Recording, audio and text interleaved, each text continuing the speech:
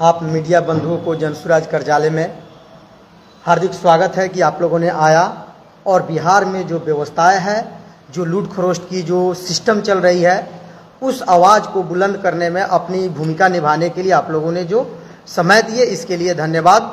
आज का press conference मुख्य रूप से बिहार में जो भ्रष्ट नेताओं की जो स्थिति है वह दिन प्रतिदिन जो उजागर हो रही है। जैसे सबसे पहले मैं बताना चाहूँगा कि बिहार के जो स्वास्थ्य मंत्री मंगल पांडे जी है, उन्होंने जो भ्रष्टाचार किए हैं उनकी काली चिट्ठी निकल चुकी है। उसमें सबसे पहला एक मुख्य चिट्ठा है कि उनकी पत्नी के अकाउंट में जो है 2019-20 में 2 करोड़ 12 लाख रुपया ट्रांसफर होता है और उसके बाद जो है दिल्ली में फ्लैट लिया जाता है।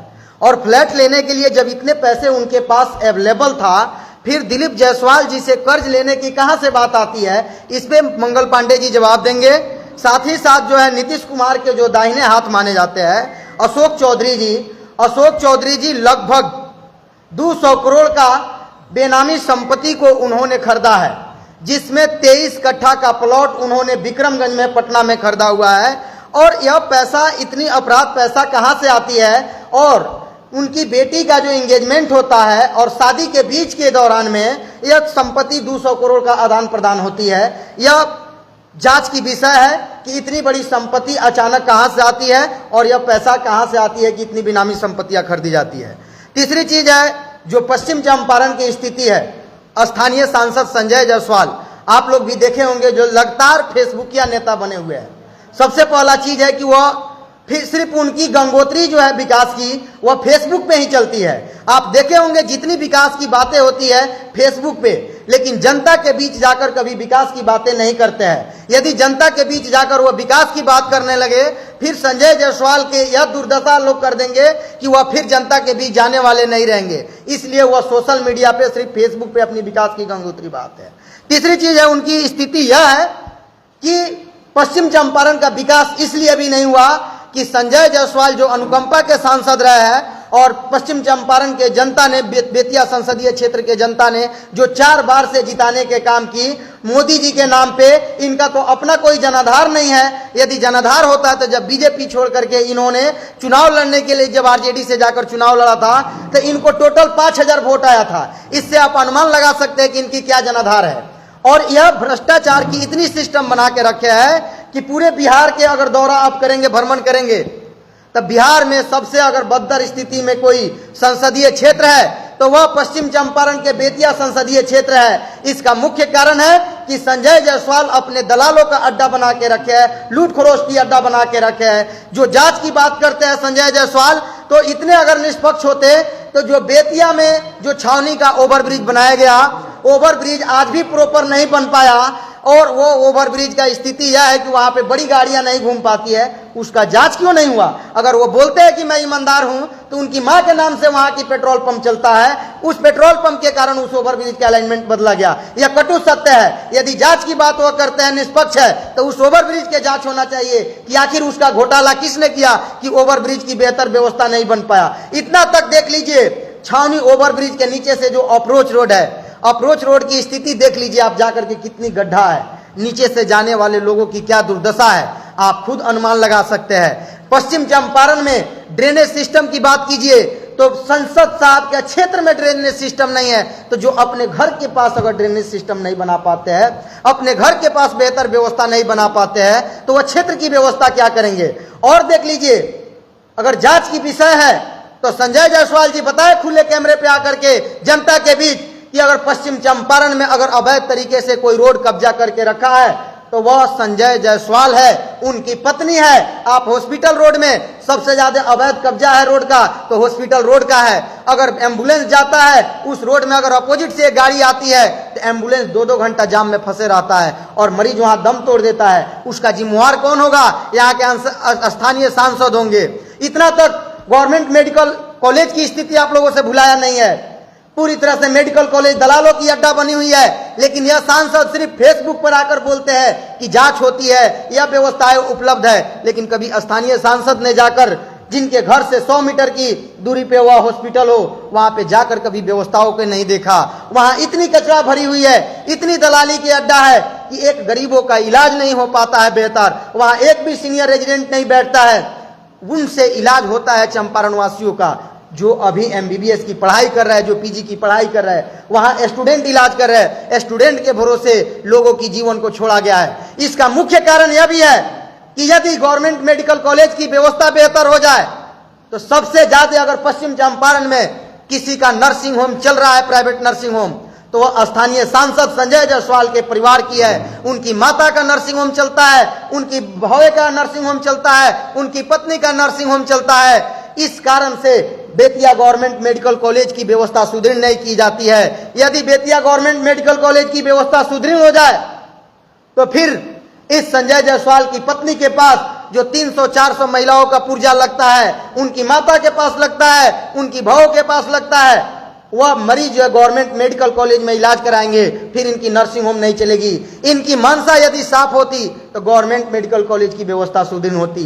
जिस गवर्नमेंट मेडिकल कॉलेज को 20,000 करोड़ से अधिक लागत लगा के बनाया गया हो, उस मेडिकल कॉलेज में अगर चंपारण वासियों का इलाज न हो तो यह दुर्भाग्य है। यदि वह सांसद साहब बोलते हैं कि गवर्नमेंट मेडिकल कॉलेज में उपयुक्त इलाज है, प्रॉपर इलाज है, तो मैं खुला चैलेंज देता हूं कि यहाँ के स्थानीय सांसद साहब, यहाँ के स्थानीय जो मंत्री है, बेतिया की विधायिका है, वो अपनी एक छोटी सी बीमारी, एक खांसी जुकाम का इलाज कराकर ठीक होकर दिखा दे कमरे में हमारे मीडिया बंधुओं के सामने कि मैंने गवर्नमेंट मेडिकल कॉलेज से इलाज कराया, मैं अपने जुकाम का बीमारी ठीक किया, अपने खांसी ठीक किया। उस दिन हम लोग मान लेंगे कि यह गवर्नमेंट मेडिकल कॉलेज चंपारण वासियों के इलाज के लिए बेहतर है, अन्यथा यह बेहतर नहीं है। जहां अगर स्थानीय सांसद विधायक की इलाज नहीं हो सकती है, वहां आम लोगों की इलाज कैसे हो सकती है? कैसे आम लोग सुरक्षित हो सकते हैं? नहीं हो सकते हैं। तीसरी चीज है, यदि नगर निगम क्षेत्र का विकास नहीं होता है, तब मैंने जो देखा है आप लोगों के कैमरे के माध्यम से, न्यूज के माध्यम से,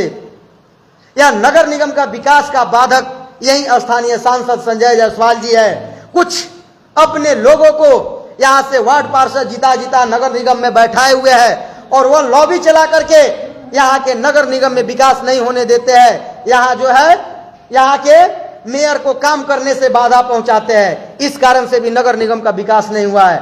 यह जनता अब जग चुकी है और इनकी नींद इसलिए भी उड़ी हुई है कि संजय जायसवाल को अब उनकी विरासत की राजनीति, जो मोदी जी के नाम पे जो राजनीति करते थे और जीतते आ रहे थे, उनको अब डर सताने लगी है कि अब हमारी विरासत की राजनीति, मोदी जी के नाम पे जीतने की राजनीति अब खत्म होने वाली है। इस बार की चुनाव में, वह विधानसभा हो या लोकसभा हो, इस बार की चुनाव में जनता जवाब मांगेगी, विकास की बात करेगी।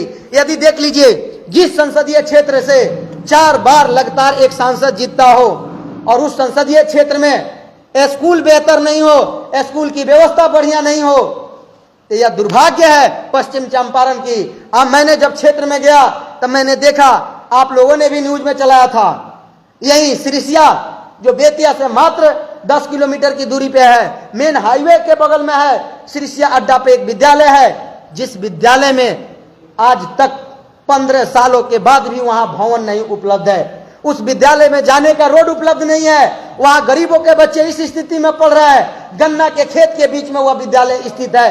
कब बच्चों को सियार काट देगा, कब वहां कीड़ा मकोड़ा काट देगा, कब बच्चों के साथ अप्रिय घटनाएं हो जाएगी, वहां जो शिक्षक पढ़ा रहे हैं उनके साथ भी अप्रिय घटनाएं हो सकती है।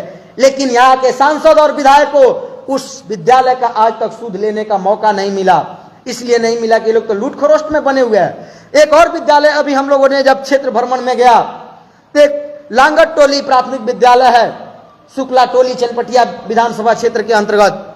उस विद्यालय की यह स्थिति है कि विद्यालय के पूरे ग्राउंड में कीचड़ भरा हुआ है और वह कीचड़ यह भरा हुआ है कि उस कीचड़ में पीलू चल रहा है। और वह विद्यालय कोई सुदूर क्षेत्र में नहीं है, मेन जो कैथवलिया से लौरिया रोड जो जाती है उस मेन रोड में है और रोड के किनारे विद्यालय है। उस विद्यालय में कीचड़ भरा हुआ है। सोच लीजिए उस विद्यालय में बच्चों की स्वास्थ्य पे क्या प्रभाव पड़ेगा, वहां जो शिक्षक पढ़ा रहे हैं उनके स्वास्थ्य पे क्या प्रभाव पड़ेगा। बहुत सारे मीडिया साथी लोगों ने भी चलाया है। मैंने सोशल मीडिया से भी जवाब मांगा है स्थानीय सांसद और चनपटिया के विधायक से कि जवाब दीजिए कि यह विद्यालय कोई जापान अमेरिका की नहीं है, जर्मनी की नहीं है। यह विद्यालय इसी पश्चिम चंपारण संसदीय क्षेत्र बेतिया के है, इसी चनपटिया विधानसभा क्षेत्र की है। आखिर यह कौन सी विकास है जिस विकास की आप बात करते हैं? आखिर यह कौन सी विकास है जहां आज भी फील्ड में कीड़ा मकोड़ा चल रहा है, पूरा कीचड़ से भरा हुआ है। क्या बच्चे कहाँ पे प्रे करेंगे, बच्चे कहाँ लंच टाइम में खेलेंगे, उस बच्चों के जीवन पे क्या प्रभाव पड़ेगा। इससे साफ प्रतीत होता है कि स्थानीय सांसद और जितना यहाँ सत्ता में बैठे हुए नेता है वह चाहते नहीं है कि गरीबों के बच्चा बेहतर शिक्षा ले।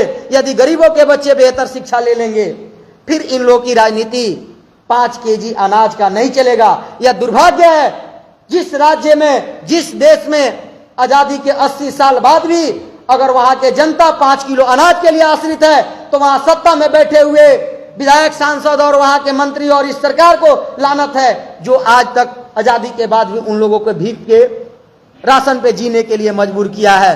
इसलिए बिहार की जनता जागरूक हो चुकी है और इस बार बिहार की जनता वोट करेगी अपने बच्चों के बेहतर भविष्य के लिए, बिहार में बेहतर शिक्षा के लिए, बिहार में बेहतर रोजगार के लिए। बिहारियों को बिहार में रोजगार चाहिए, बिहारियों को बिहार में सम्मान चाहिए। मैंने यह भी देखा कि बेतिया से जो जाने वाली स्टेशन से जो ट्रेनें खुलती है, एक भी ट्रेन में बता दीजिए जिसमें बैठने की सीट रहता हो।